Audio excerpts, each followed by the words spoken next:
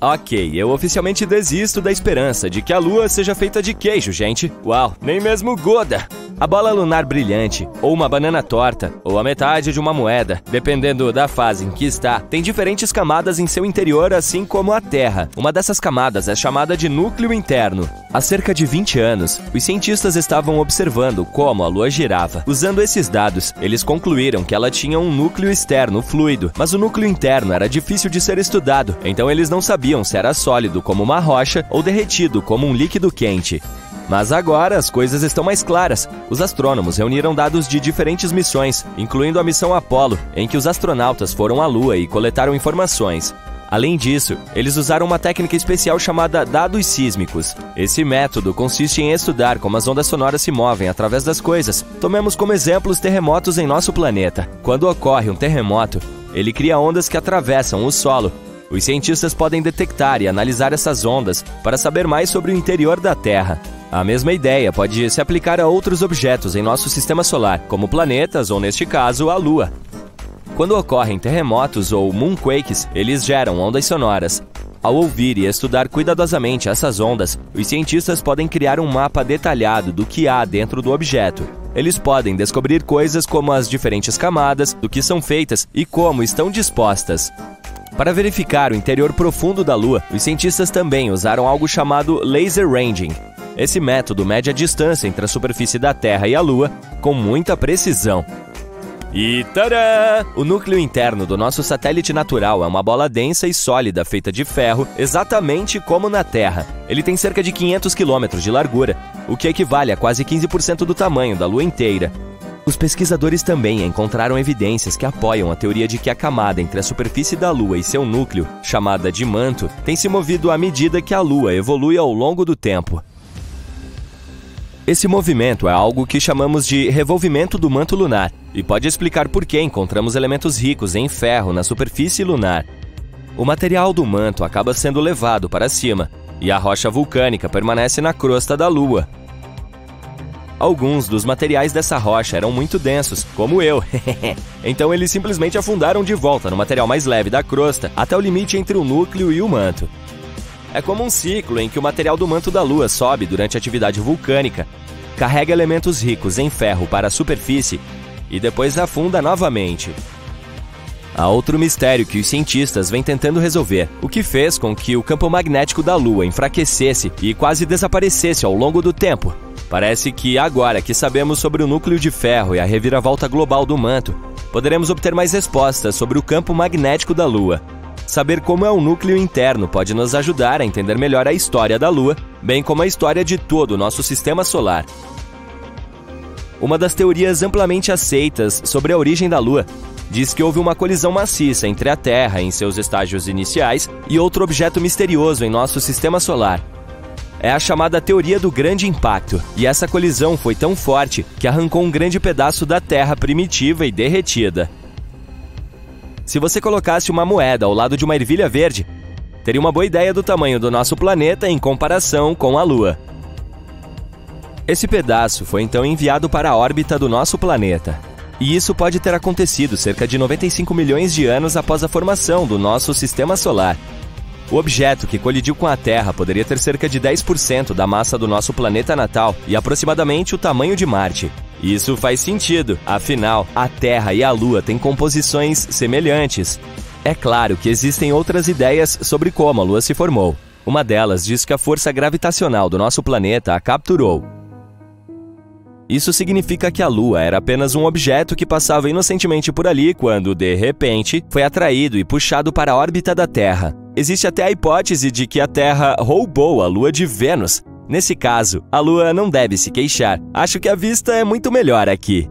Então sim, a Lua e a Terra são semelhantes no que diz respeito a rochas e alguns minerais, mas a Lua não tem a mesma atmosfera do nosso planeta. Sua atmosfera é fina e consiste em alguns gases estranhos que incluem potássio e sódio, o que não é algo que se pode encontrar na atmosfera de Marte, Vênus ou Terra. E as rochas da Lua não contêm água, mas isso não significa que não haja água lá em cima. Há muito tempo, no século 17, os astrônomos viram grandes manchas escuras na superfície da Lua. Um desses astrônomos achou que essas manchas pareciam oceanos, então as chamou de Maria, que significa mares em latim. Outros astrônomos também fizeram mapas da Lua e usaram o termo Maria para descrever essas manchas escuras. Por exemplo, Mare Tranquillitatis, traduzido como Mar da Tranquilidade, onde a Apollo 11 fez seu pouso. Mas parece que essas manchas escuras não são de fato oceanos. Elas são planícies feitas de lava endurecida que entrou em erupção há muito tempo. Essas erupções vulcânicas deixaram para trás áreas lisas e planas chamadas de planícies de basalto. No final do século XIX, um observador do céu estudou a Lua e descobriu que ela não tinha uma atmosfera. Sem uma atmosfera, não há nuvens nem ar para evitar que a água evapore. Portanto, os cientistas pensavam que qualquer água na Lua desapareceria imediatamente. Eles acreditavam que a Lua era totalmente seca. Mas então, em 1961, um físico teve uma ideia diferente. Ele apontou que poderia haver água na Lua em áreas especiais chamadas regiões permanentemente sombreadas. Esses são pontos na Lua onde o Sol não brilha, portanto eles permanecem escuros o tempo todo. Assim, o gelo de água poderia existir nessas áreas escuras porque elas são extremamente frias e o gelo não evaporaria.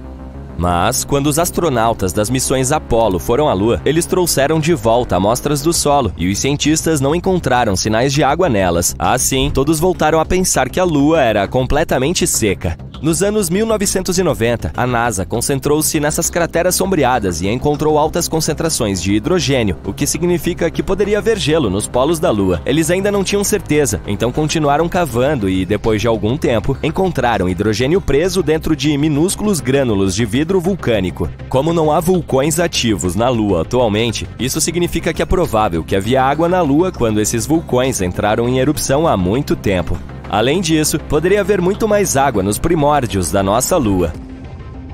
Em 2020, a missão Sofia, da NASA, nos mostrou o que estávamos procurando há muito tempo.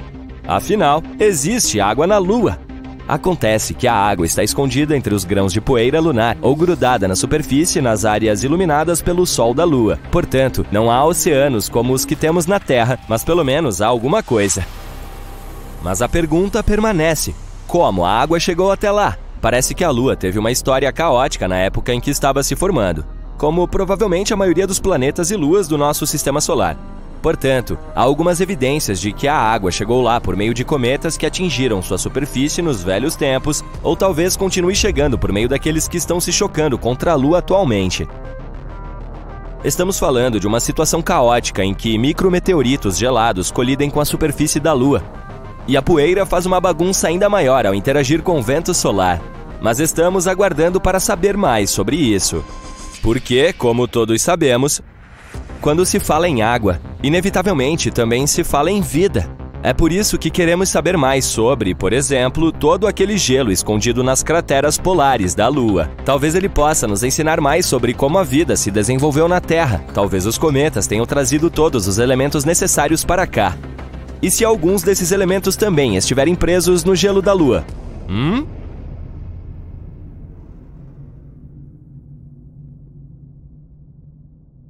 Considere Encelados, a lua gelada de Saturno, um dos lugares mais promissores para procurar vida fora da Terra. Os cientistas acabaram de detectar o último dos 6 ingredientes necessários para sua formação, o fósforo. Esse elemento mais raro foi descoberto em um oceano em Encelados. Ele ajuda a tornar o solo fértil na Terra, mas a concentração desse mineral nos mares ocultos da Lua distante pode ser de 100 a 1000 vezes maior do que nos oceanos do nosso planeta. E talvez ocorra porque o oceano de Encelados é rico em carbonatos, exatamente como a água com gás, e esta provavelmente dissolverá os fosfatos das rochas da Lua. A nova descoberta também sugere que em outras luas geladas de Saturno, como o Titã, as águas também podem estar carregadas de fósforo. Por que os cientistas estão tão entusiasmados com esse mineral? Bem, os fosfatos, que são compostos contendo fósforo, são componentes cruciais da vida na Terra. O DNA, o RNA e as membranas celulares os têm. Mas entre os 6 elementos necessários para a vida, que são carbono, hidrogênio, nitrogênio, oxigênio, fósforo e enxofre, o fósforo é o menos comum. Em 2004, a sonda espacial Cassini entrou na poeira do segundo anel mais externo de Saturno, chamado de E. Ele é composto de grãos de gelo ejetados por Encelados, e ao estudar esses grãos examinados pelo analisador de poeira cósmica da Cassini, os pesquisadores detectaram fósforo. Enceladus é a sexta maior lua de Saturno. Ela não é realmente grande, tem apenas 505 quilômetros de diâmetro, ou seja, é pequena o suficiente para caber dentro do estado do Arizona. Deveríamos tentar isso algum dia.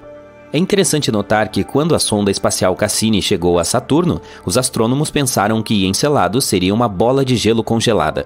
Mas então, surpresa, surpresa, eles viram plumas de partículas de gelo e vapor de água saindo de geysers na superfície dessa lua. Ficou claro que havia um oceano global entre o núcleo rochoso dela e sua casca gelada. Os mesmos pesquisadores descobriram anteriormente que esse satélite natural de Saturno também pode ser o lar de moléculas orgânicas complexas.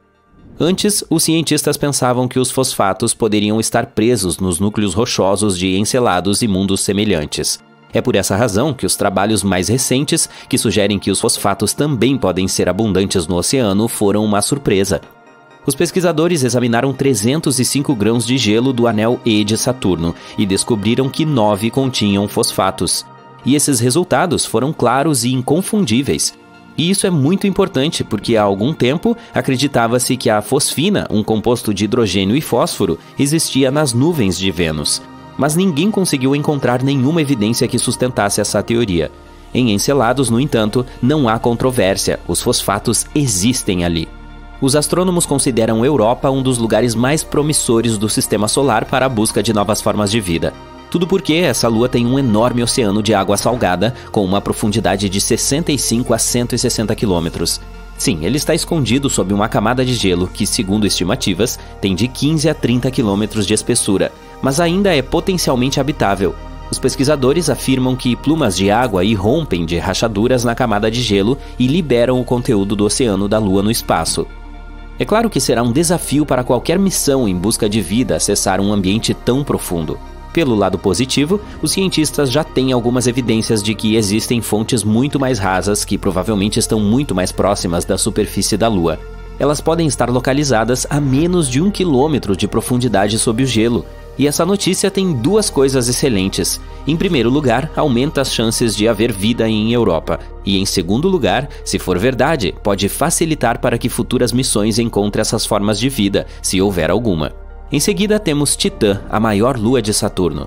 Ela é menor e tem gravidade mais leve que a da Terra, mas ainda nos faz lembrar do nosso planeta, já que o nitrogênio predomina em sua atmosfera. Trata-se do único outro mundo em nosso sistema solar com lagos e rios. Esses corpos d'água são feitos de hidrocarbonetos, metano e etano. Há também um oceano subsuperficial de água, mas ele está localizado muito no fundo e ninguém descobriu ainda se faz contato com algo na superfície. Se for o caso, poderá fornecer combustível para a vida depois de se misturar com a química complexa da superfície. Mas Enceladus e outras luas geladas não são os únicos lugares no sistema solar que podem abrigar ou já abrigaram vida. Em 2003, a Mars Express, uma espaçonave lançada pela Agência Espacial Europeia, descobriu metano na atmosfera de Marte. Em nosso planeta, a maior parte desse gás na atmosfera é produzida por criaturas vivas. Por exemplo, o gado que digere o alimento e emite, você sabe, gás. Entretanto, os cientistas acreditam que o metano permaneceu estável na atmosfera marciana por cerca de 300 anos. E então, em 2006, desapareceu quase totalmente do planeta vermelho. E aconteceu 600 vezes mais rápido do que os modelos dos pesquisadores previam.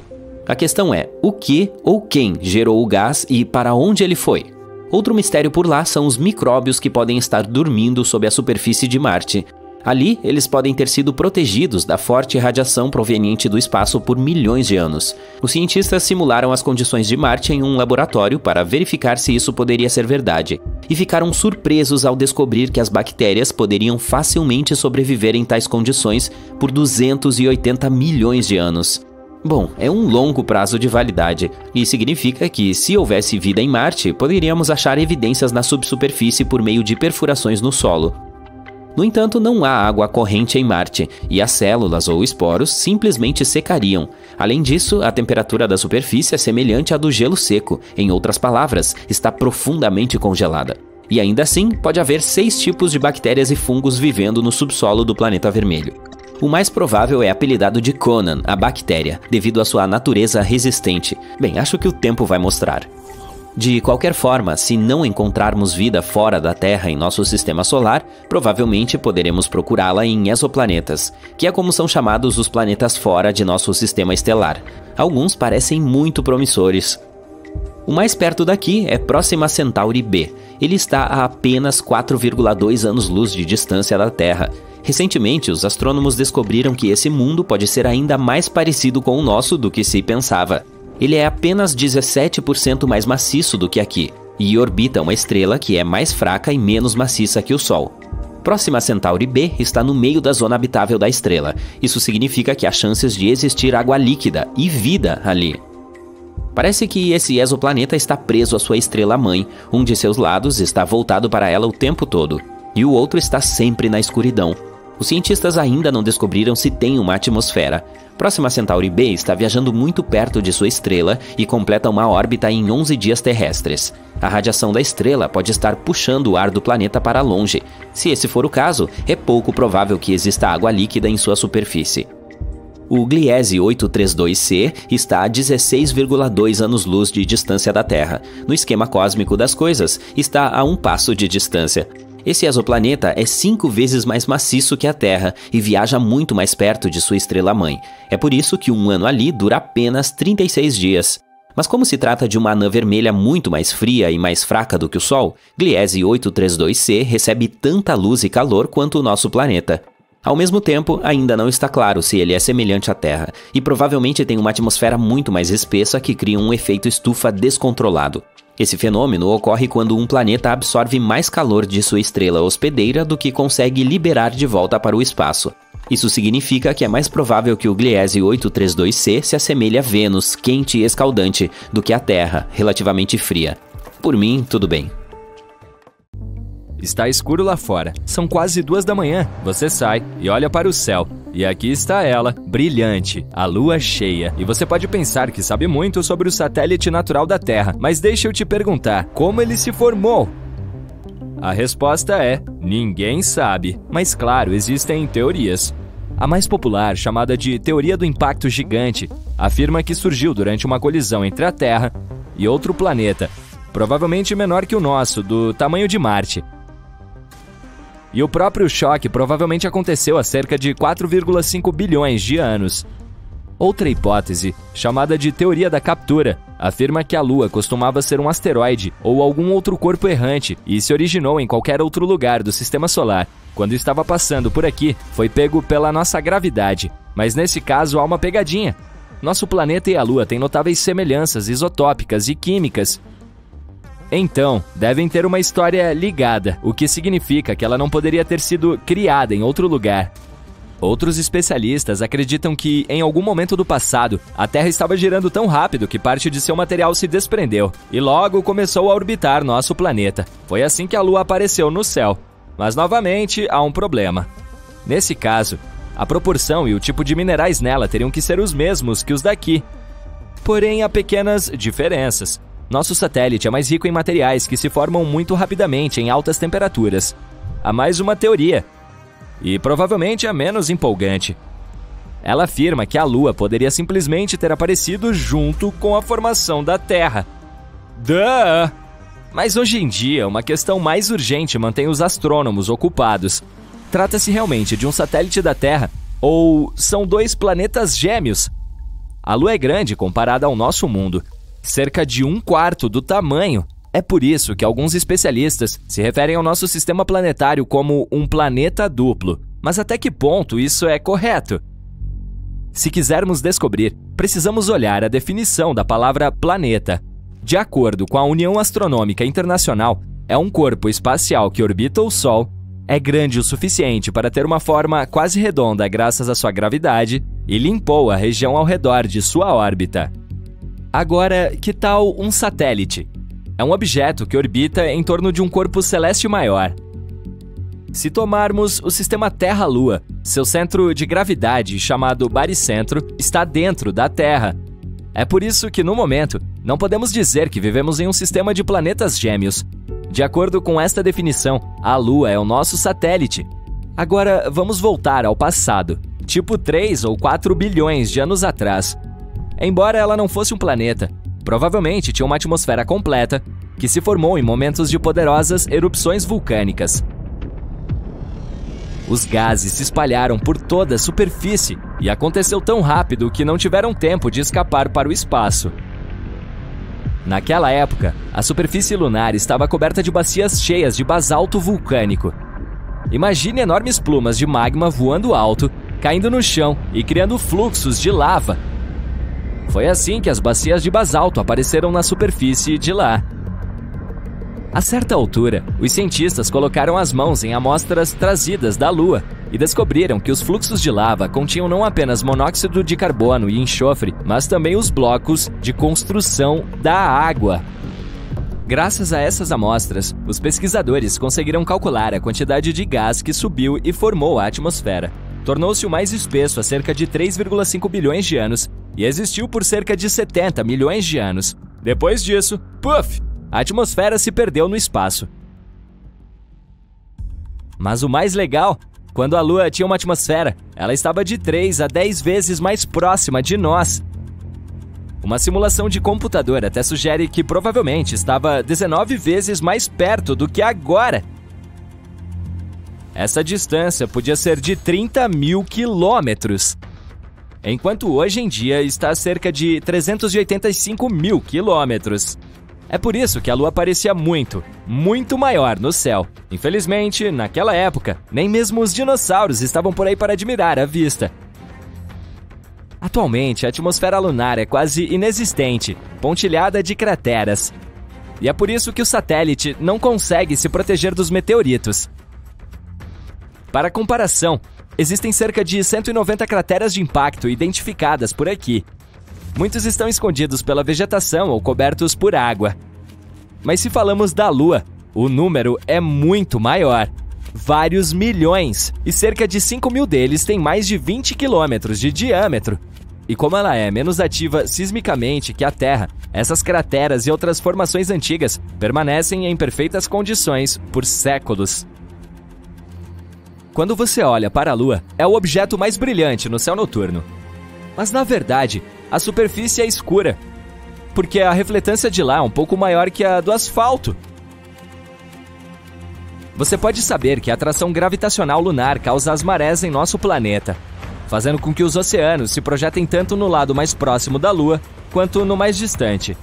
Mas isso não é tudo. Ela também diminui a rotação da Terra. Esse fenômeno é conhecido como frenagem de maré. Aumenta a duração de um dia por aqui em pouco mais de 2 milissegundos a cada 100 anos. E nosso satélite também está se afastando, na mesma proporção em que nossas unhas crescem. Isso é cerca de 4 centímetros por ano.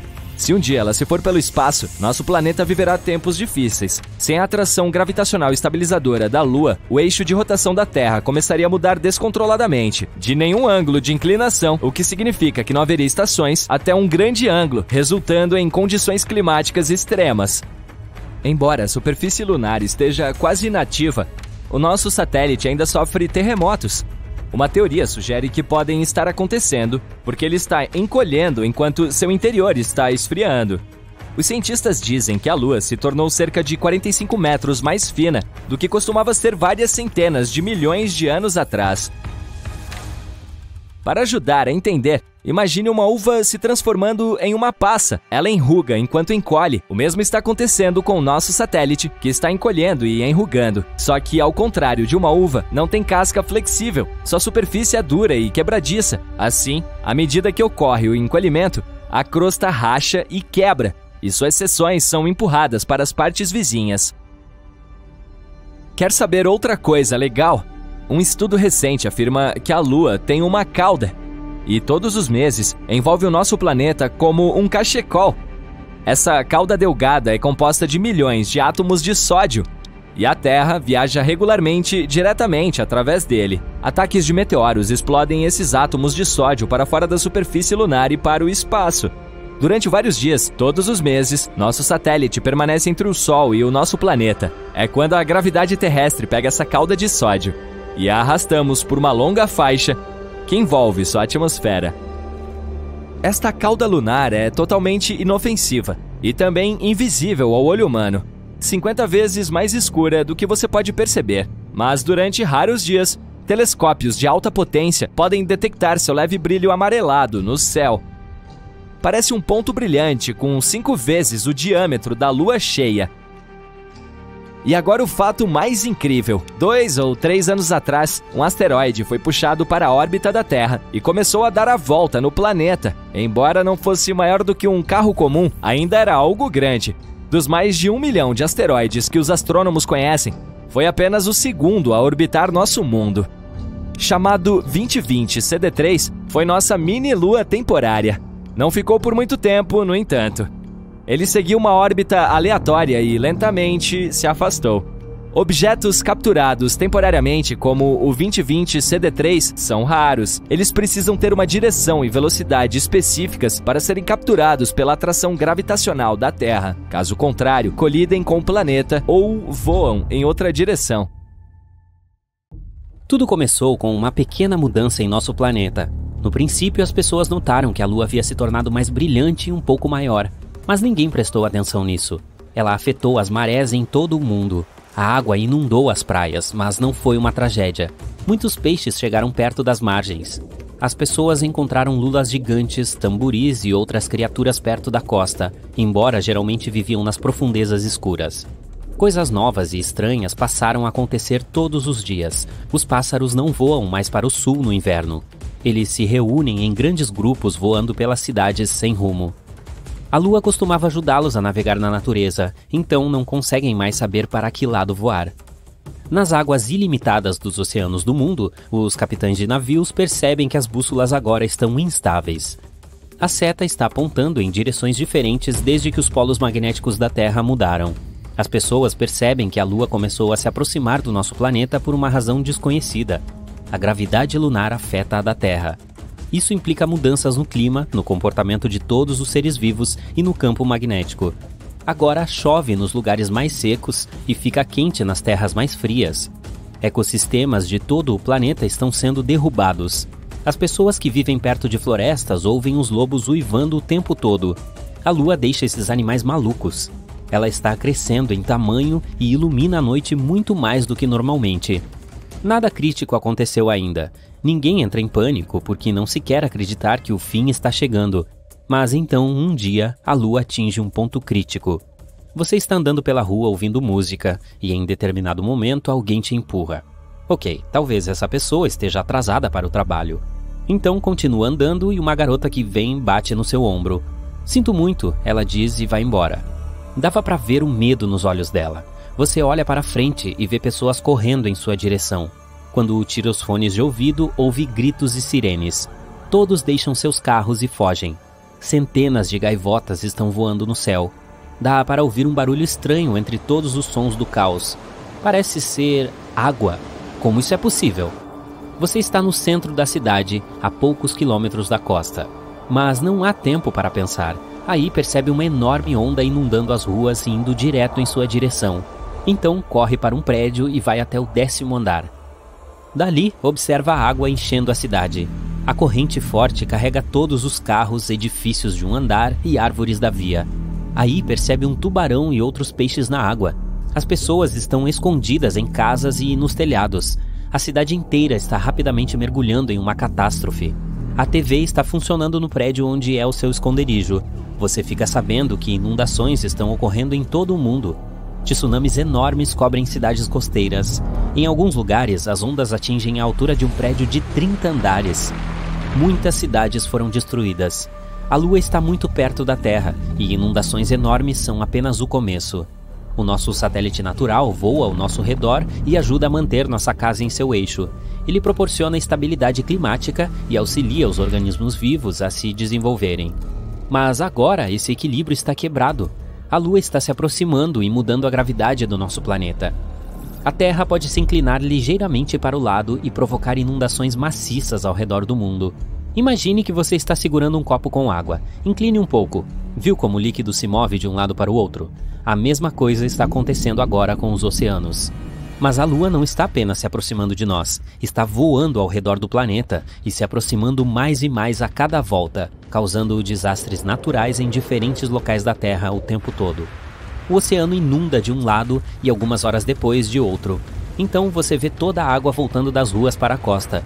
Os oceanos podem retornar à cidade novamente até o final do dia. Espere um minuto, parece que ele já chegou. Você percebe que o céu ficou escuro. É estranho porque são apenas 3 da tarde. A Lua muda a velocidade de rotação da Terra e faz o dia passar mais rapidamente. Além disso, cobre quase todo o céu e ilumina o nosso planeta. Dá para ver enormes crateras lunares. Nosso satélite está tão perto que pode ser visto mesmo quando o Sol brilha. Em alguns lugares, ela passa obscurecendo o Sol. A água está saindo das ruas e todo mundo deixa seus abrigos. Neste momento, um terremoto começa. A via está rachando e as casas estão desmoronando. Há deslizamentos de terra. As placas tectônicas estão se deslocando por todo o planeta. Imagine 2 bolas magnéticas que estão se aproximando. Então, uma é a Lua e a segunda é o núcleo da Terra. O que você acha que vai acontecer com o que está acima do núcleo?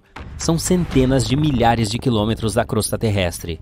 E agora está tudo se movendo. Rachaduras destrutivas estão surgindo em todo o mundo. As montanhas mais altas desmoronam e se transformam em uma pilha de pedras. O fundo do mar racha e libera o magma das profundezas subterrâneas. Vulcões acordam e entram em erupção jorrando magma. Nuvens de cinzas vulcânicas impedem de ver o Sol e a Lua brilhante. Mas a coisa mais assustadora ainda está por vir. Uma colisão é inevitável. A Lua voa ao redor do planeta como uma bola em um copo redondo com um buraco no centro. Essa força impulsiona nuvens por todo o mundo. Agora vem uma tempestade, mas em 5 minutos estará nevando. Então a noite chega e começa a chover. As gotículas de água consistem em lama e cinzas vulcânicas. É difícil respirar sem máscaras de gás. A pressão atmosférica está em constante mudança. Algumas pessoas sentem enxaquecas fortes, outras têm articulações doloridas. Mas não há tempo para pensar na saúde. A humanidade precisa descobrir como se salvar da colisão. Uma nova ordem gravitacional virá quando a Lua colidir com a Terra. Os continentes mudarão de forma. Eles se combinarão em um pedaço de terra gigante ou se dividirão em centenas de menores. A energia da colisão pode queimar todo o oxigênio da atmosfera e tornar o planeta inadequado para a vida. Se esconder no subsolo também não faz sentido por causa dos terremotos profundos. As pessoas decidem passar suas últimas horas com seus entes queridos. A Lua está se aproximando. Agora está na mesma distância que a Estação Espacial Internacional. E então cobre o céu.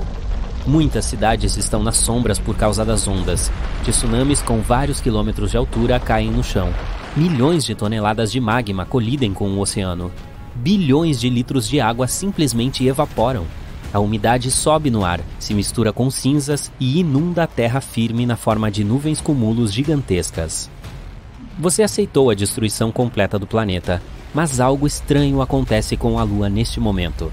Então percebe que rachaduras gigantes surgem e ela lentamente começa a se dividir em 2 partes. Ambas as metades se quebram em centenas de pedaços grandes. A Lua está apenas se fragmentando. A Terra não tem mais um satélite natural. É apenas um aglomerado de rochas espaciais gigantes. Mas por que isso está acontecendo? Existe um local ao redor do nosso planeta chamado limite de Roche. Neste lugar, a gravidade é mais forte do que a da Lua.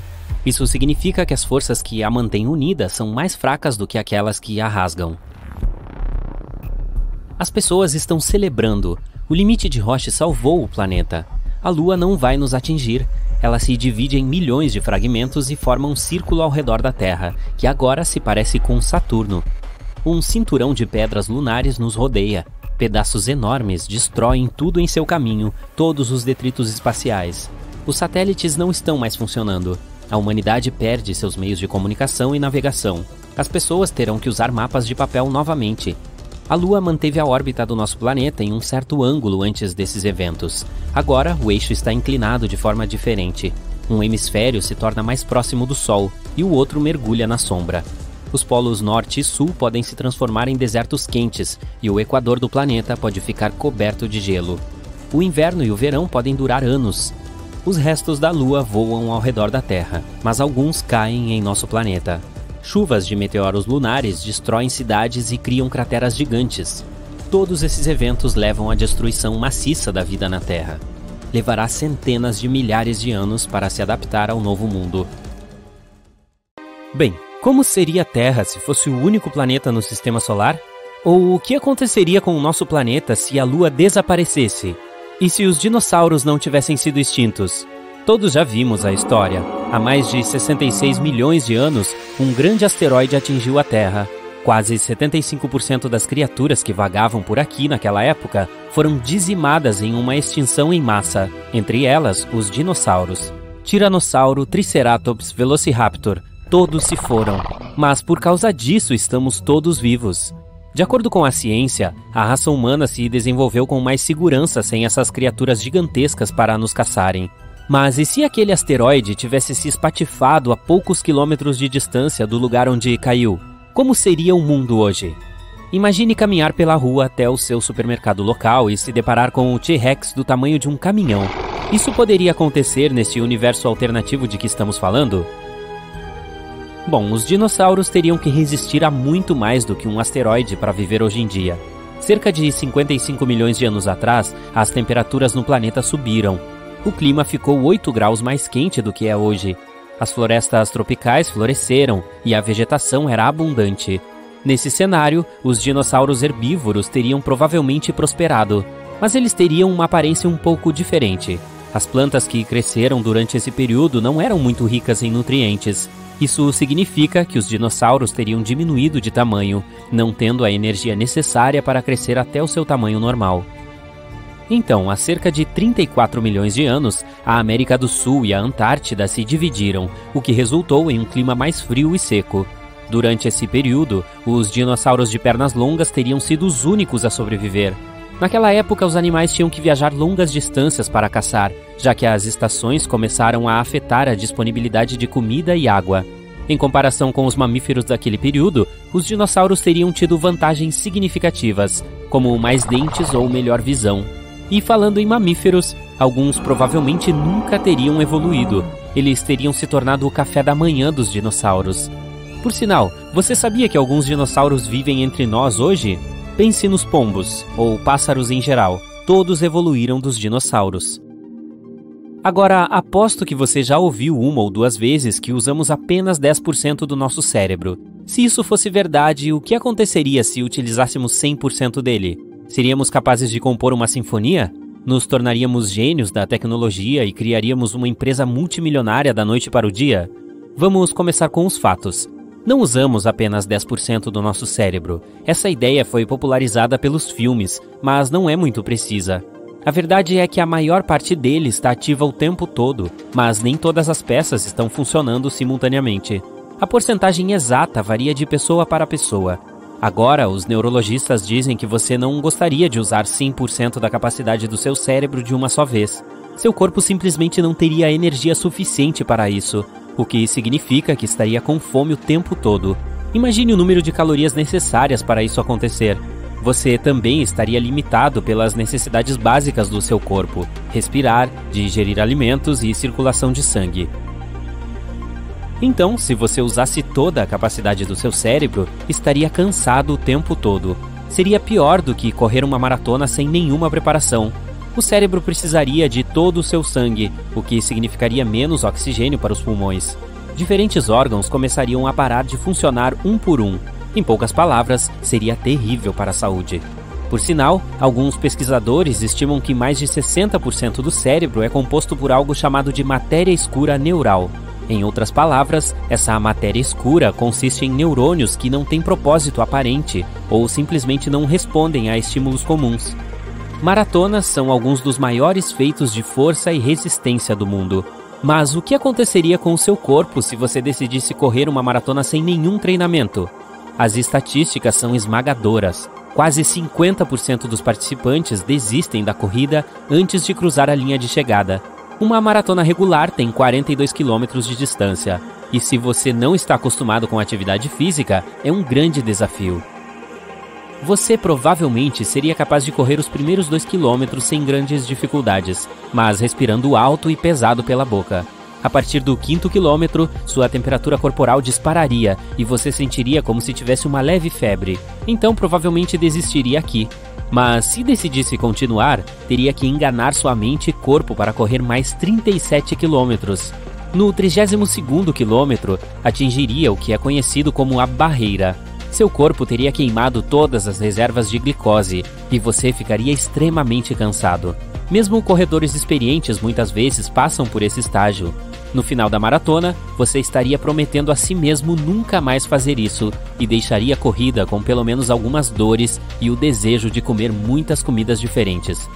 Agora imagine isso, é uma noite clara e bonita, não há nuvens e você pode ver 2 dos planetas mais brilhantes do céu piscando lá em cima. Estes são Marte e Vênus. Agora, já imaginou o que aconteceria se a Terra fosse o único planeta no Sistema Solar? Se os outros planetas não existissem, as coisas seriam realmente diferentes aqui. Os do Sistema Solar trabalham juntos, mantendo uns aos outros em um determinado lugar com a sua atração gravitacional.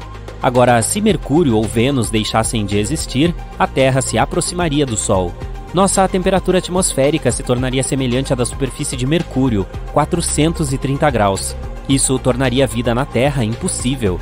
Mas se Júpiter ou Saturno desaparecessem, provavelmente nos afastaríamos mais do Sol e a temperatura aqui cairia para abaixo de 130 graus negativos. Se a vida conseguisse sobreviver em tais circunstâncias, provavelmente seríamos aquáticos. A posição da Terra no Sistema Solar não só afeta todos os tipos de formas de vida, mas também dita as estações e a duração dos dias e do ano.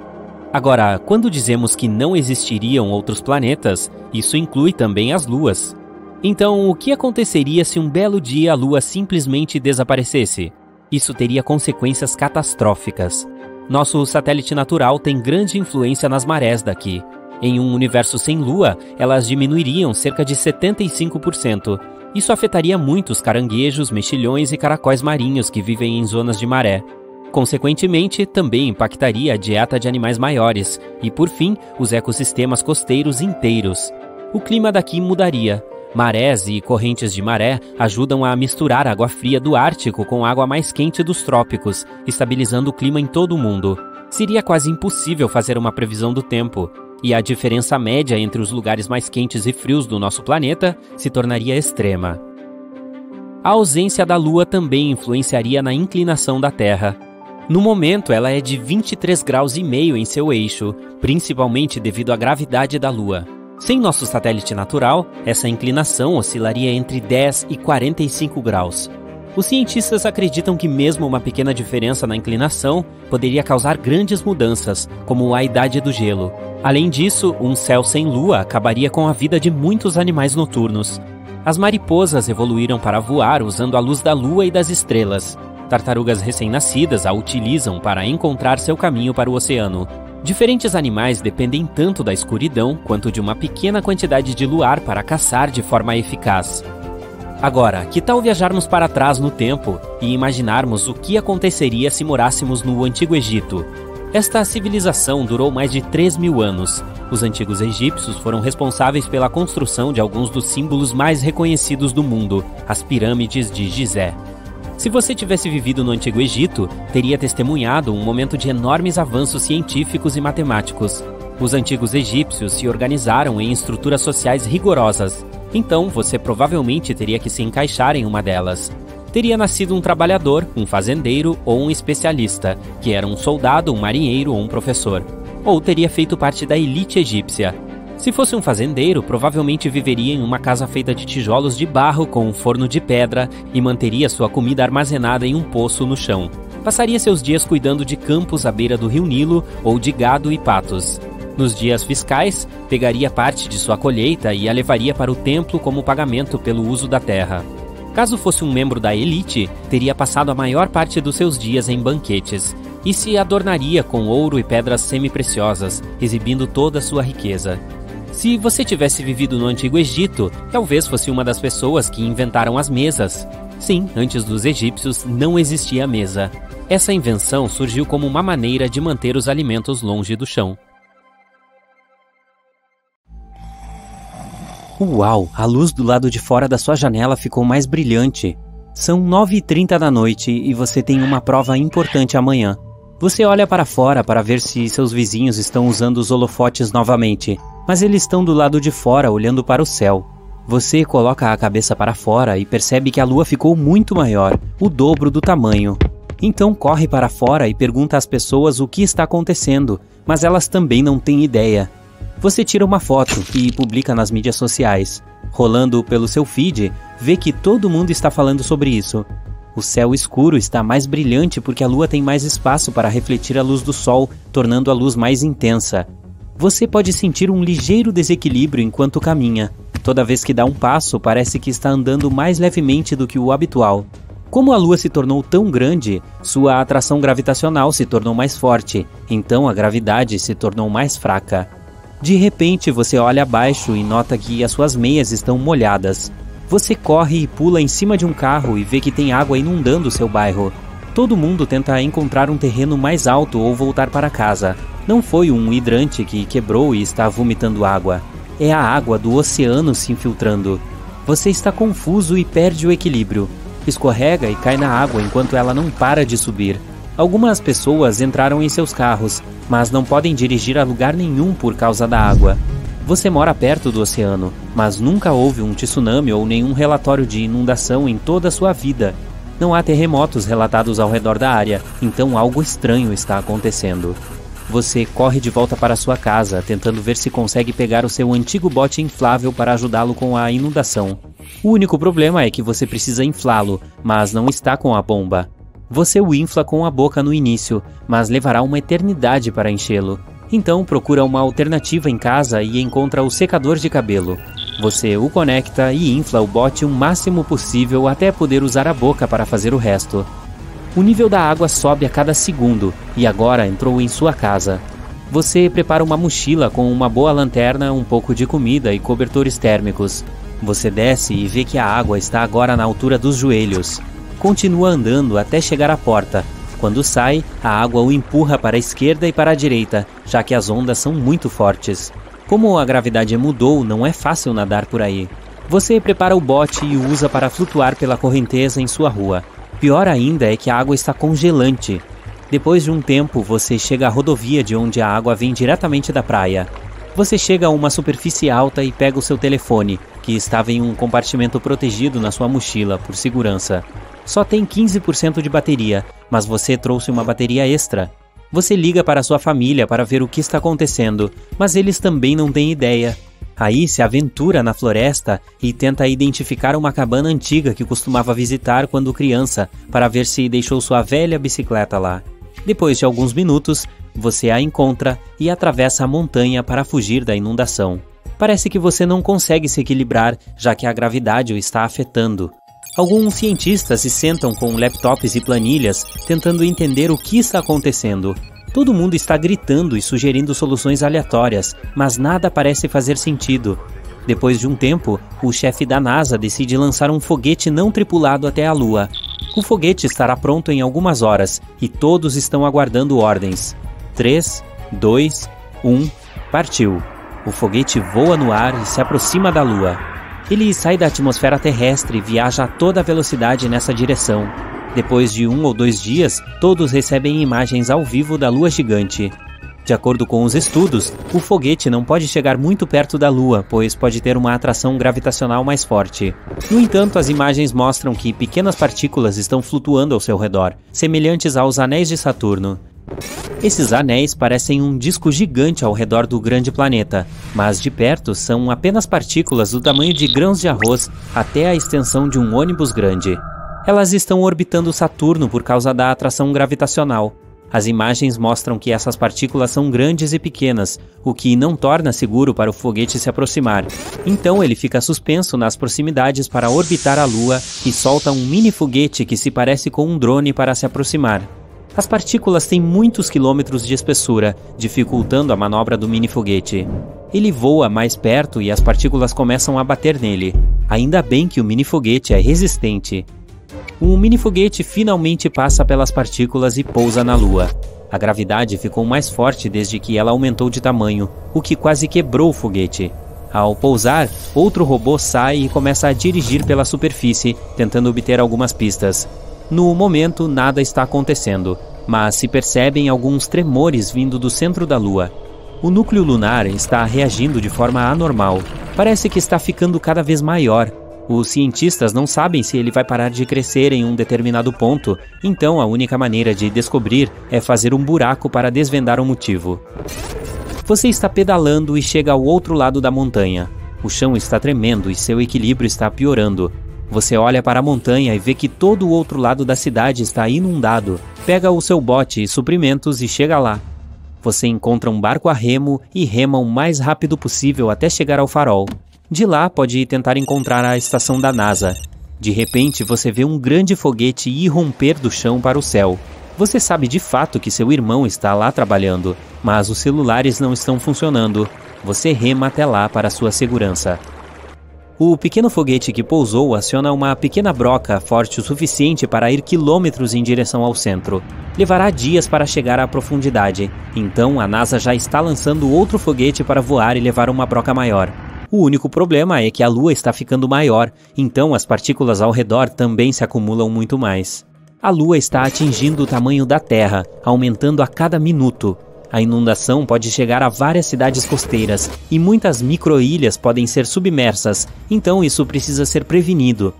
A gravidade pode afetar a estrutura da maioria dos prédios, fazendo com que eles entrem em colapso um por um, mas o pequeno robô não vai deixar isso acontecer.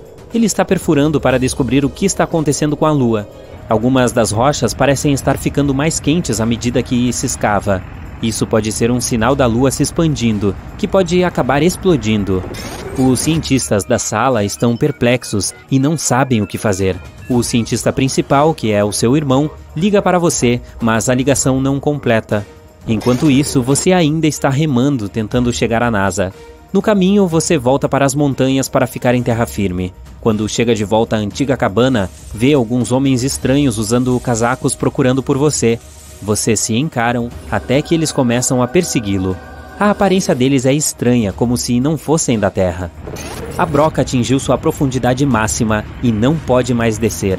Além disso, a transmissão de controle está ficando mais fraca. De repente, uma figura aparece do nada e pisca suas luzes no robô. A transmissão corta e mostra apenas pequenos trechos da figura gigante que está olhando para o robô. Uma pequena criatura desce da figura e caminha em direção ao robô. Todos da NASA estão surtando e gravando tudo. Ninguém acredita no que está acontecendo. Depois de um tempo, a criatura transmite um sinal que a NASA não consegue decifrar. Mas a criatura parece amigável. Ela volta para sua nave e em um instante desaparece no ar enquanto se teletransporta. A Lua começa a encolher, está voltando ao seu tamanho normal. Todo mundo comemora na NASA e ao redor do mundo. As correntes se tornam mais calmas e se retiram para a costa. Ainda bem que todos chegaram a colinas mais altas antes. A Lua é a vizinha espacial mais próxima da Terra e seu único satélite natural. Provavelmente se formou quando um enorme objeto do tamanho de Marte bateu em nosso planeta há bilhões de anos. Essa catástrofe transformou a Terra em uma bola escaldante de rocha derretida. Também empurrou algum material para sua órbita, criando a Lua. Agora, essa esfera com muitas crateras se move ao redor do nosso planeta. Isso causa as marés altas e baixas em todo o mundo. Com um pouco mais de um quarto do tamanho da Terra, é o quinto maior satélite natural do Sistema Solar. A Lua tem várias fases. Por exemplo, lua nova, cheia ou crescente, primeiro e último trimestre. Seja qual for a aparência do satélite, você sempre pode vê-lo no céu noturno e às vezes até mesmo durante o dia. Agora imagine acordar à noite e perceber que a Lua está um pouco diferente do habitual. Parece mais brilhante e... maior? Não é perceptível, especialmente quando você está meio dormindo. Você volta para a cama sem saber que em vez da Lua, acabou de ver Mercúrio. De perto, este planeta, o mais próximo do Sol, é semelhante ao nosso satélite natural. Sua superfície é repleta de crateras deixadas por rochas espaciais. Mercúrio tem cerca de 2/5 do tamanho do nosso planeta, mas ainda é um pouco maior que a Lua. É por isso que o planeta teria uma influência maior na Terra. As noites se tornariam mais brilhantes, as marés altas se tornariam mais altas, e as marés baixas, o que você acha? Mais baixas? Sim. O ciclo lunar, esse é o tempo que a Lua, ou melhor, Mercúrio agora, precisa para passar por todas as fases. Se tornaria 14 horas mais curto. Mas em suma, essa substituição não teria consequências drásticas para o nosso planeta. E quanto a Vênus? E se em vez do satélite familiar, nós colocássemos no lugar o objeto natural mais brilhante depois do Sol e da Lua? Muitas vezes é chamado de planeta irmão da Terra, porque sua massa e tamanho são quase os mesmos. Vênus teria o mesmo tamanho em nosso céu que a Terra teve para os astronautas da Apollo quando olharam para ela da superfície da Lua. A estrela da manhã seria muito mais brilhante que a Lua. Por um lado, o planeta reflete 6 vezes mais luz solar. Além disso, ocuparia uma área pelo menos 16 vezes maior. É por isso que as noites na Terra seriam tão brilhantes quanto o crepúsculo atual. Se você olhasse para Vênus, veria vagos padrões de redemoinho na cobertura de nuvens branco-amarelada do planeta. Vênus não se tornaria o satélite da Terra. Os 2 planetas provavelmente orbitariam em torno de seu centro de massa comum, e essa órbita seria bastante excêntrica, como eu. Mas se Vênus se movesse com a mesma velocidade que a Lua tem agora, os 2 planetas colidiriam um com o outro em um futuro próximo. Ok, vamos fazer mais um troca-troca. Se Marte estivesse lá em cima no céu em vez da Lua, você certamente notaria. Mesmo sem um telescópio, você seria capaz de se maravilhar com sua cor incomum e manchas escuras em sua superfície. E mesmo que você não visse o planeta vermelho, ainda sentiria algo incomum. Marte tem metade do tamanho da Terra, mas é várias vezes maior que a Lua. Substituir um corpo espacial menor por um muito maior perturbaria o delicado equilíbrio em nosso planeta. Se você tivesse o azar de estar à beira-mar quando Marte tomasse o lugar da Lua, teria que evacuar o mais rápido possível. Ondas enormes se formariam nos oceanos sob influência marciana. Elas cairiam contra a costa na forma dos maiores tsunamis. Marte refletiria mais luz solar do que a Lua. As noites seriam mais iluminadas, as paisagens terrestres teriam uma tonalidade vermelha misteriosa, e você seria capaz de admirar a montanha mais alta do Sistema Solar, o Monte Olimpo, através de um telescópio. Marte não é grande o suficiente para mudar drasticamente a órbita da Terra, mas com o tempo, os 2 planetas provavelmente começariam a orbitar um ao outro, criando um sistema planetário binário. E como Marte estaria literalmente ao lado, as viagens a este planeta se tornariam uma realidade. Ok, agora vamos pensar realmente grande. E se Júpiter substituísse a Lua? A Terra como um planeta independente não existiria mais. Ela se transformaria instantaneamente em outra lua do maior planeta do Sistema Solar. A única coisa positiva nessa transformação? As pessoas teriam uma vista incrível do céu. Júpiter é dezenas de vezes maior que a Lua. Uma esfera gigantesca e lindamente listrada cobriria quase todo o horizonte. Se você tivesse tempo para curtir o show, veria nuvens amarelas, marrons, vermelhas e brancas flutuando na atmosfera de Júpiter. Infelizmente, a atração gravitacional do gigante gasoso causaria instantaneamente terremotos severos, erupções vulcânicas e tsunamis. O manto e a crosta da Terra seriam atraídos em direção a Júpiter, o que separaria o planeta. Ele seria esticado e comprimido com tanta força que sua superfície ficaria alterando de forma mais de 90 metros para frente e para trás. Infelizmente, a velocidade da Terra é de apenas 10% da velocidade necessária para permanecermos na órbita de Júpiter. É por isso que o nosso planeta lento colidiria com o gigante gasoso em menos de um dia. Bom, isso parece desagradável, então não vamos fazer isso. Agora, e se Saturno substituísse a Lua, seria uma vista linda. O planeta tem mais de 35 vezes o tamanho do nosso satélite. Isso significa que o globo dourado gigante cobriria 18 graus do céu, e seus anéis se estenderiam ainda mais, de ponta a ponta no horizonte. A Terra ficaria um pouco mais longe do gigante gasoso do que sua própria lua Dione. E como Saturno é muito mais poderoso do que o nosso planeta, a Terra se transformaria em seu satélite, e não o contrário. Infelizmente, a velocidade de rotação da Terra não seria suficiente para acompanhar, e provavelmente colidiríamos com o outro planeta em 1 ou 2 dias. Mas antes de queimar na atmosfera de Saturno, teríamos que passar por seus magníficos anéis. Eles são feitos de pedaços de cometas, asteroides e luas quebradas. Não seria uma façanha fácil passar por esses detritos espaciais. Além disso, nosso planeta teria que evitar as luas de Saturno, todas as 53. E se a colisão não acontecesse e a Terra se transformasse na 54ª lua de Saturno? Então, a atração gravitacional do gigante gasoso levaria a enormes mudanças tectônicas em todo o planeta. Elas rasgariam a crosta do planeta até que não houvesse mais nada. Também não é nada bom. Urano e Netuno são gigantes de gelo. Esses planetas são do mesmo tamanho, maiores que a Terra, mas menores que Saturno e Júpiter. Ambos têm interiores gelados, atmosferas profundas e cores semelhantes, um verde azulado muito bonito. Se qualquer um desses planetas substituísse a Lua, as consequências seriam as mesmas. Então, vamos jogar uma moeda. Ok, seria Netuno que você veria no céu um dia. Netuno é 14 vezes maior que a Lua. O planeta pareceria um balão de ar quente azul brilhante no céu, não apenas à noite, mas durante o dia também.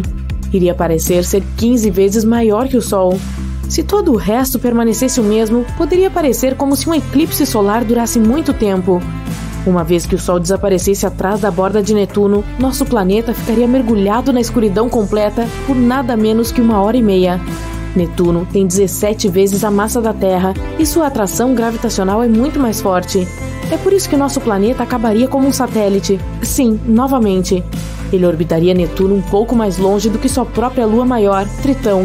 Por sinal, haveria um grande risco de a Terra colidir com este corpo espacial.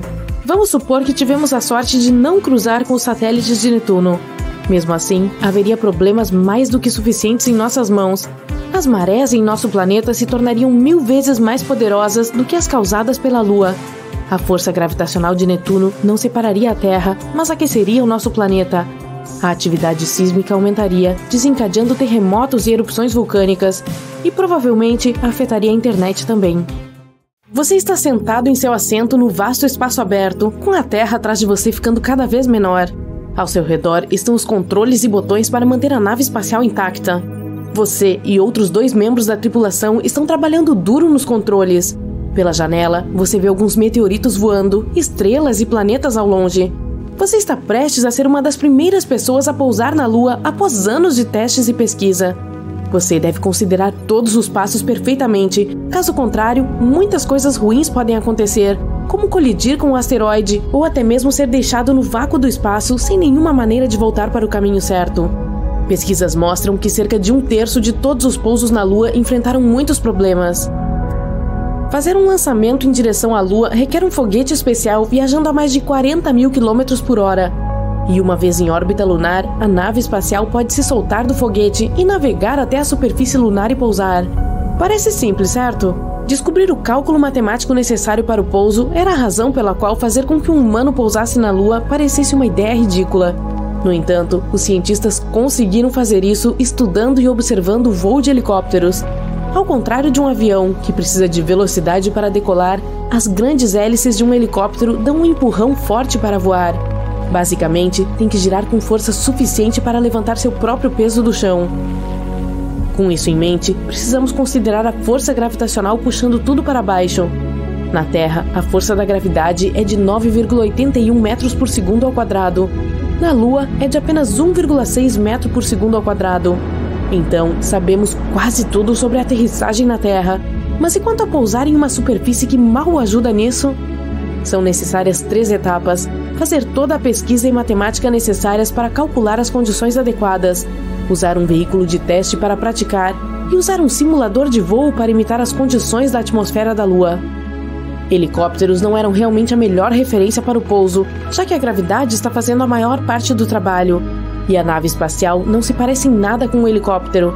Era necessário simular uma nave espacial de apenas 5/6 do seu peso. Como a atração gravitacional na Lua é mais fraca do que a da Terra, conseguir navegá-la nessas condições é vital para o momento em que fosse realizar a missão real. Cientistas da NASA decidiram fazer um hangar de guindaste para levantar a nave espacial com cabos enquanto simulavam o voo e o pouso, assim como dublês em um filme com cabos presos a eles para cenas de luta e ação. Todavia, ainda não foi suficiente para determinar se realmente poderíamos pousar corretamente na Lua sem a ajuda dos cabos de segurança. Eles precisavam da liberdade adequada, então voltaram à prancheta de desenho. Os cientistas estavam prestes a desistir, até que tiveram a brilhante ideia de simular as condições de pouso na Lua, instalando uma espécie de ventilador de jato destacável na parte inferior da nave espacial para manter um impulso consistente para cima. Ao fazer isso, conseguiram criar um cenário em que a nave teria 5/6 do seu peso na Terra e sem os cabos de segurança para segurá-la. Entretanto, depois de muitas tentativas e erros, a única maneira de ver se o pouso na Lua seria possível era na prática. Então, estando tão longe da Terra, você e sua equipe veem a Lua pela janela. É muito maior do que parece da Terra. Sua superfície enche toda a janela. Mas pousar não será moleza. A nave espacial tem que orbitar ao redor da Lua para determinar o melhor momento para pousar. E não se preocupe, é por isso que você tem uma boa equipe. É necessário fazer diversos testes e medições para descobrir o momento e local ideal para o pouso, e isso pode levar mais de 24 horas. E assim que os cálculos estão prontos, a nave espacial se separa da órbita e desce. É aqui que a física do helicóptero entra em jogo. Um helicóptero precisa inclinar pelo menos 5 graus para avançar depois de subir do chão. o mesmo para retroceder. Mas isso é porque temos gravidade para ajudá-lo. Acima da Lua, voando através do vácuo do espaço, a nave precisaria inclinar pelo menos 30 a 40 graus para seguir em frente. Assim que a nave chegasse a um bom local para pouso, ela voltaria a 90 graus e pousaria lentamente na superfície. À medida que você se aproxima, pode ver a superfície lunar a poucos metros de distância. Essa é a parte complicada, mas foi bem sucedida. A equipe na Terra não poderia estar mais feliz. Os membros da tripulação também estão entusiasmados com a sua realização. Você coloca o seu traje espacial e equipamento e desce a escada. Você deixa sua primeira pegada na Lua e olha para a distância à sua frente. A Terra é apenas um pontinho azul ao longe. Você é capaz de pular na gravidade quase zero. Isso é que eu chamo de moonwalking. Depois de passar muito tempo na Lua, é hora de voltar. Neil Armstrong, o primeiro homem a pisar na Lua, passou apenas cerca de 2 horas e meia em sua superfície antes de retornar.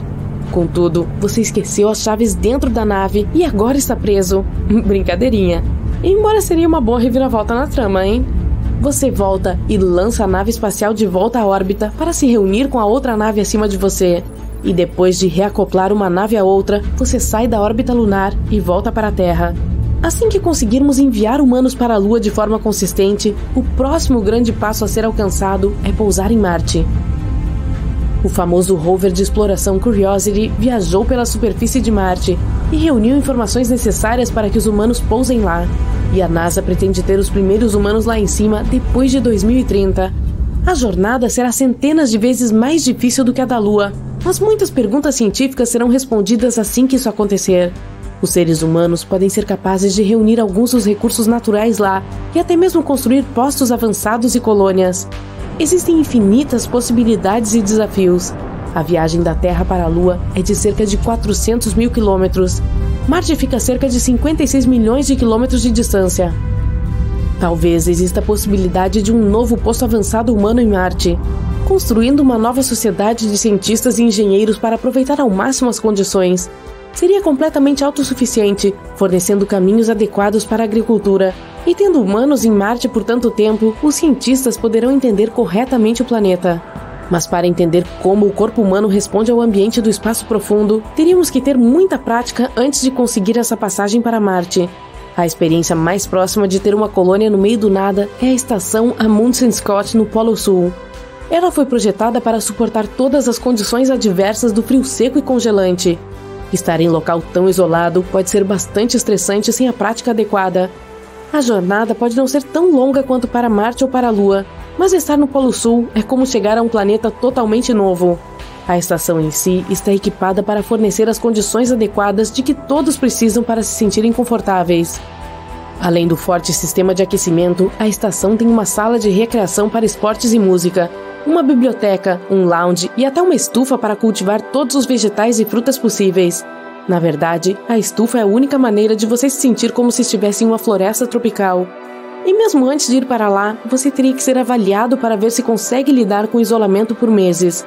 Não que você estivesse completamente sozinho, mas ainda assim é longe da civilização. Toda a população da Antártida é composta por cientistas e engenheiros, e você precisaria ser examinado por um médico para determinar se está fisicamente apto para ficar lá. Essa estação foi construída para os cientistas estudarem espaço e coisas relacionadas à geologia. Estar no maior deserto do mundo pode afetar as pessoas. Para sair da estação, é preciso usar pelo menos 3 camadas de luvas e suéteres e jaquetas extremamente grossos para suportar o frio.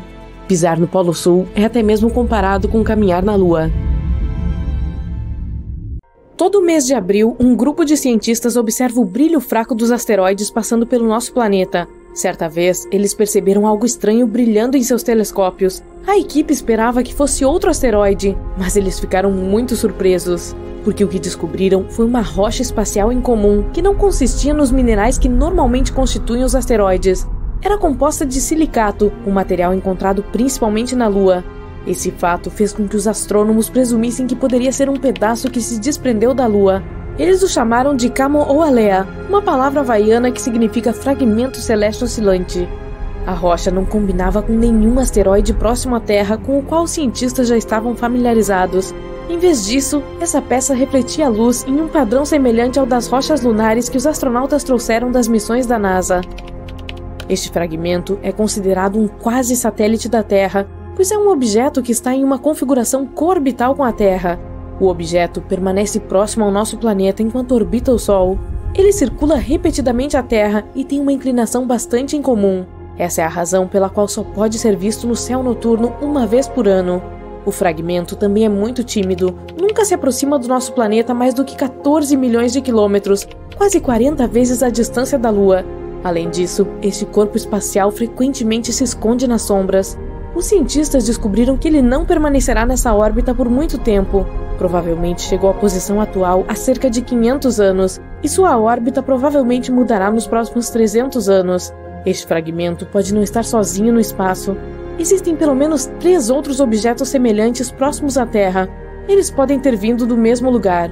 Os pesquisadores ainda não têm certeza sobre a natureza da rocha, mas podem descobrir mais sobre esse objeto espacial em comum se enviarem uma espaçonave para coletar amostras e trazê-las para a Terra. Isso é algo que a Agência Espacial da China está planejando fazer no final dessa década.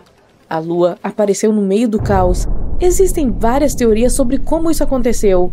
A primeira afirma que a Lua costumava ser apenas um corpo errante, semelhante a um asteroide, tendo se formado em algum lugar do nosso sistema solar. Uma vez se aproximou muito da Terra e foi capturada pela gravidade do nosso planeta. A segunda teoria diz que nosso planeta estava girando tão rapidamente que alguns materiais se quebraram e ficaram girando em torno da Terra.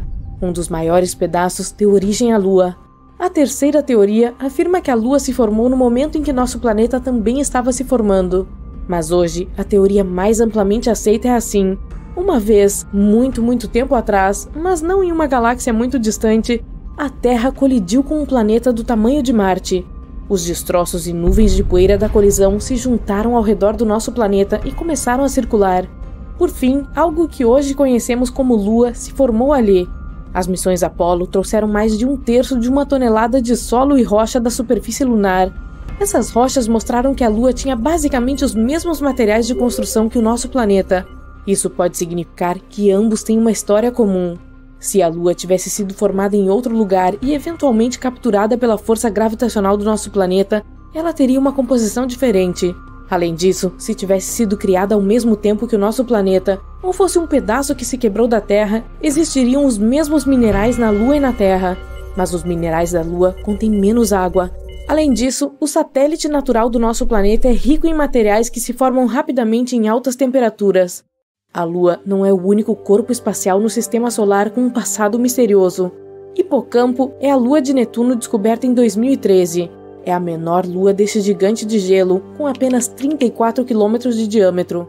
Fica muito próxima a Proteu, a maior das luas internas de Netuno. E não, Hipocampo não é um lugar para grandes mamíferos africanos passarem o verão. Os cientistas acreditam que Hipocampo provavelmente se formou a partir de destroços após a colisão de Proteu com um cometa.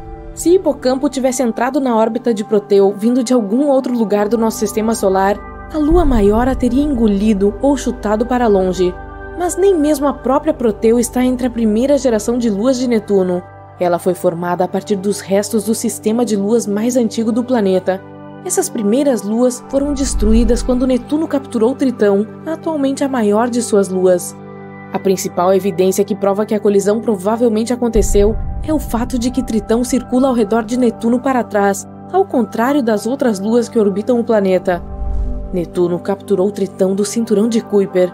Essa é uma área cheia de objetos gelados e detritos rochosos que se estende além de Urano. Isso significa que Hipocampo é uma lua de terceira geração, tipo um primo segundo, removido 2 vezes ou algo assim. O Sol também teve um passado turbulento. Nossa estrela apareceu há cerca de 4,6 bilhões de anos. É difícil estudar seus primeiros estágios, já que isso aconteceu 50 milhões de anos antes mesmo da formação do nosso planeta. Mas recentemente, uma equipe de pesquisadores descobriu cristais com mais de 4 bilhões e meio de anos. Escondidos nas profundezas dos meteoritos, eles revelaram algumas coisas sobre o passado do nosso Sol. Antes da formação dos planetas, nosso sistema solar consistia na estrela central e um enorme disco de poeira e gás quente em espiral ao seu redor. Conforme a poeira e os gases esfriaram, se transformaram em minerais, incluindo os cristais encontrados nos meteoritos que pousaram no nosso planeta. Esses materiais antigos foram irradiados, ao contrário de algumas substâncias mais jovens. Os pesquisadores acham que algo possa ter acontecido ao Sol depois que esses cristais se formaram. Talvez a atividade da nossa estrela fosse menos intensa na época, ou talvez, por algum motivo, esses materiais mais jovens não pudessem viajar para as áreas onde a irradiação era possível. Os planetas anões nos dão a chance de dar uma espiada nos tempos antigos do Sistema Solar. Cerca de 4 bilhões de anos atrás, as forças gravitacionais de Júpiter, Saturno e Netuno se juntaram. Eles enviaram asteroides e cometas através do Sistema Solar, fazendo-os colidir com diferentes planetas. Todos os planetas anões do cinturão de Kuiper, por exemplo, Plutão, Eris, Almea, Makemake, têm suas próprias luas, que provavelmente se formaram após colisões poderosas. Detritos gelados em órbitas semelhantes às de Almea, por exemplo, podem provar a teoria de uma colisão antiga. Os detritos criados simplesmente não tinham energia suficiente para flutuar para longe da atração gravitacional do planeta anão. Ceres, outro planeta anão, tem argilas ricas em amônia na sua superfície. A amônia não é estável nas temperaturas prevalecentes em Ceres, mas há uma abundância dessa substância no sistema solar externo. Isso significa que Ceres provavelmente se formou nessas partes externas e foi chutado para dentro. Afinal, os gigantes gasosos migraram muito nos primeiros estágios do sistema solar. Ou o planeta anão poderia ter se formado em um cinturão de asteroides, e a amônia, de alguma forma, digamos depois de um poderoso impacto, apareceu no planeta anão. Ceres pode ajudar os cientistas a entender melhor as luas geladas. O fundo do oceano terrestre tem uma alta concentração de minerais carbonáticos, e algumas partes de Ceres também. Isso significa que esse planeta anão é como uma espécie de mundo oceânico fossilizado. Muitos exoplanetas, termo usado para designar planetas fora do sistema solar, também passaram por colisões bastante intensas em seus estágios iniciais. Esse sistema de estrela dupla está a mais de 300 anos-luz de distância de nós, e suas estrelas têm pelo menos 1 bilhão de anos. Mesmo que não seja jovem, esse sistema ainda mostra alguns sinais de nuvens rodopiantes de detritos empoeirados que ainda não esfriaram, o que não é algo esperado de um sistema estelar dessa idade. Esse entulho ainda está quente. Isso significa que pode ter ocorrido uma forte colisão de 2 planetas ou alguns outros corpos espaciais de tamanho semelhante naquela região e relativamente recentemente. Então, mantenham a calma. Partículas de poeira circulam em torno de uma jovem estrela. Elas se aglomeram e crescem com o tempo. É assim que os planetas se formam. A poeira restante geralmente se acomoda em algumas áreas frias e distantes. Um exemplo no nosso sistema solar é o cinturão de Kuiper. Ele está localizado longe, além de Netuno. À medida que os sistemas solares evoluem, essas partículas continuam colidindo, até que sejam tão pequenas que acabem sendo puxadas para estrelas próximas ou expulsas do sistema. Urano gira de lado se você o comparar com o resto dos planetas do nosso sistema solar, e a única maneira de explicar isso é uma colisão poderosa no passado. Algo muito maior do que um cometa normal ou algum outro corpo espacial de tamanho semelhante provavelmente atingiu Urano, derrubando o planeta. Provavelmente era um planeta com o dobro do tamanho da Terra. Pode ter sido um protoplaneta. Esse é um corpo espacial composto principalmente de gelo e rocha que orbita uma estrela e provavelmente no futuro se desenvolverá em um planeta. De qualquer forma, a precipitação do impacto sufocou o núcleo de Urano, evitando que o calor do interior do planeta escapasse.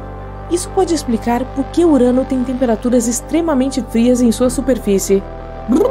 Cara, traga um casaco e um cobertor.